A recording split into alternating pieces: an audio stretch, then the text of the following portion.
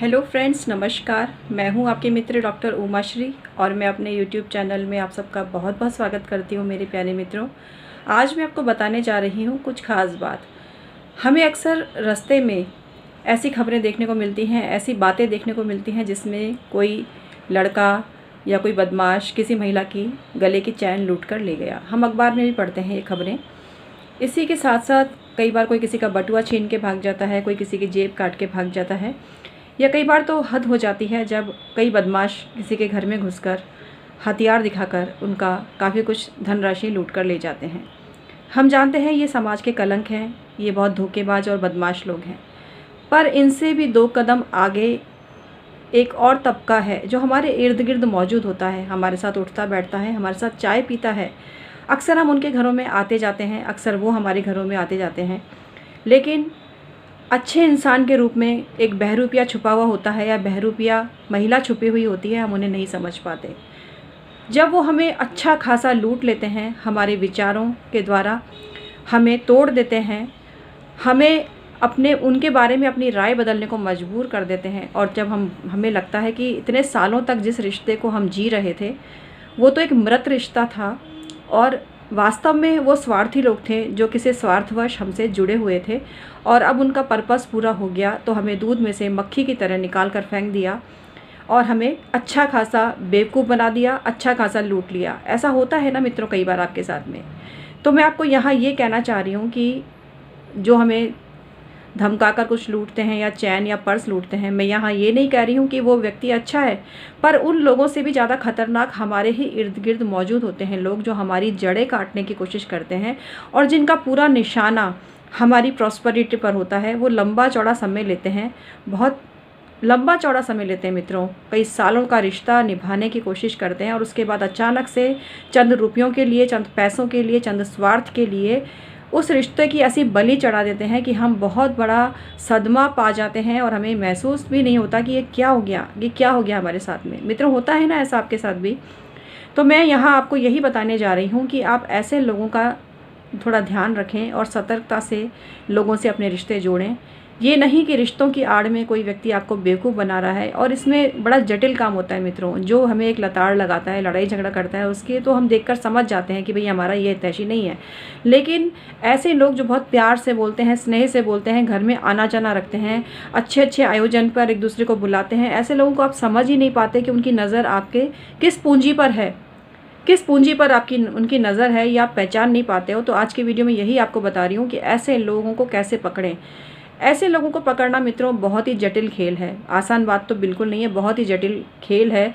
और इसमें भी कूटनीति, राजनीति जिसको बोलते हैं चालाकी, इसकी बहुत ज़्यादा आवश्यकता होती है, क्योंकि कई लोग विश्वास जीतकर पीठ में छुरा भोंकते हैं।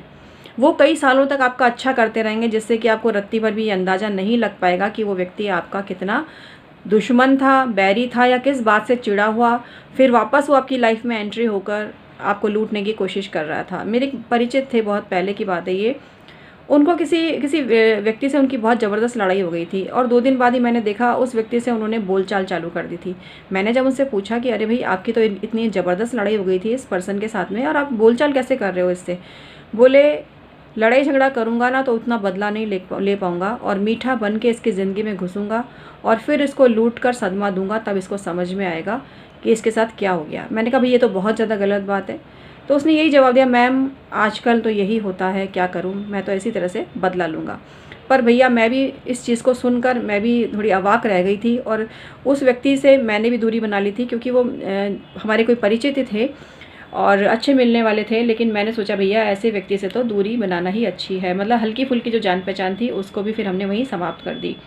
ये तो एक उदाहरण दिया मित्रों मैंने। इसके अलावा कई लोग ऐसे हैं जो आपके घर में आते जाते हैं, चाय वाय पीते हैं, अचानक से उधार पैसा मांगने लगते हैं। अगर आपने उनको एक काम करवाया, उनसे एक काम उन्होंने आपका किया, तो उसके बाद तुरंत बाद ही वो 5,000 10,000, ये मेरा खुद का निजी अनुभव है कि हमने किसी परिचित को एक छोटा सा काम बताया था और अगले दिन ही वो 10,000 रुपये मांग के लेके आया। ये सच्ची बात बता रही हूँ मैं आपको। उसके बाद काफ़ी मांगने पर भी वो बड़ी मुश्किल से वो पैसे वापस आए। मित्रों, मैं ये नहीं कह रही कि आपको मदद नहीं करनी चाहिए, लेकिन अचानक से थोड़ी बहुत जान पहचान हुई है और जब भी आप कोई काम किसी को बताओ और अगले दिन ही वो आपसे कुछ पैसे मांगने लग जाए, तो समझ जाओ कि वो स्वार्थी व्यक्ति है और उस व्यक्ति का जो नज़र है वो आपकी धनराशि पर है, आपकी प्रॉस्पेरिटी पर है। उसको पता है कि आपके पास पैसा है और आपके पैसे को वो लेना चाहता है।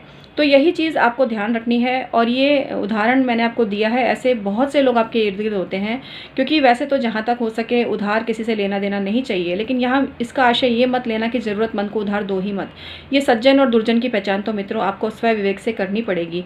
लेकिन हाँ, यहाँ बताने का उद्देश्य यह है कि कोई आपसे बहुत प्यार से बोले, बहुत मीठा बन बन के बोले, आपको घर में खाने पीने पर बुलाए, आपको कुछ गिफ्ट वगैरह दे, तो इसका मतलब ये मत समझो हमेशा कि वो आपका शुभचिंतक है। आज के इस बदलते कलयुगी दौर में इंसान को पहचानना बड़ा मुश्किल काम है। अगर कोई व्यक्ति आपसे सीधा प्रत्यक्ष झगड़ा कर रहा है तो आप समझ जाओ कि आपका दुश्मन है। लेकिन कई बार दुश्मन भी अच्छा हो जाता है, कई बार जिससे झगड़ा हुआ है बाद में भी उससे संबंध अच्छे हो जाते हैं, और कई बार जिससे संबंध बहुत अच्छे होते हैं, स्वार्थ के वशीभूत जब वो व्यक्ति आपको लूटने और ठगने की कोशिश करे तो उस व्यक्ति से भी संबंध खराब हो जाते हैं। तो आज का जो ये बदलता हुआ दौर है, इसमें बहुत सूझबूझ की ज़रूरत है। और अपने बच्चों को भी ऐसी बातें सिखाएं कि वो किन लोगों से संबंध रखें, किन लोगों से संबंध ना रखें, किससे कितनी दूरी बना के रखें। अपने घर की बात, अपनी पर्सनल बात, अपनी कुछ ऐसी बातें जो बिल्कुल निजी होती हैं, कभी किसी से शेयर नहीं करनी चाहिए।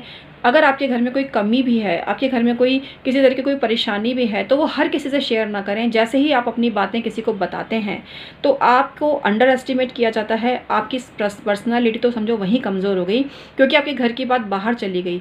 दूसरा व्यक्ति आपकी इस परेशानी को कितना समझेगा, कितना नहीं समझेगा, ये बड़ा एक क्वेश्चन मार्क वाली बात है। बहुत बिरले ही होते हैं जो इस बात को समझ पाते हैं। अधिकतर लोग किसी की परेशानी को देखकर उसको कैश करने की ही कोशिश करते हैं। तो इसलिए सूझबूझ यही है कि बंद मुट्ठी लाख की, खुल गई तो खाक की। तो समझदारी का उपयोग करना चाहिए, रिश्तों के चयन में भी सावधानी रखनी चाहिए, और हर किसी पर अंधा भरोसा नहीं करना चाहिए। अपने शत्रुओं की लिस्ट भी अपने मिलने जुलने वाले को मत बताओ, क्योंकि हो सकता है वो व्यक्ति आपसे खफा होकर आपके शत्रुओं के साथ जाकर मिल जाए और एक और शत्रु आपकी गिनती में बढ़ जाए। तो बड़ी सूझबूझ का प्रयोग कीजिए और सावधानी से जीवन को जीने की कोशिश कीजिए मित्रों। आज का वीडियो समाप्त करती हूँ। भगवान आपको सभी खुशियाँ दे। बहुत बहुत धन्यवाद प्यारे मित्रों।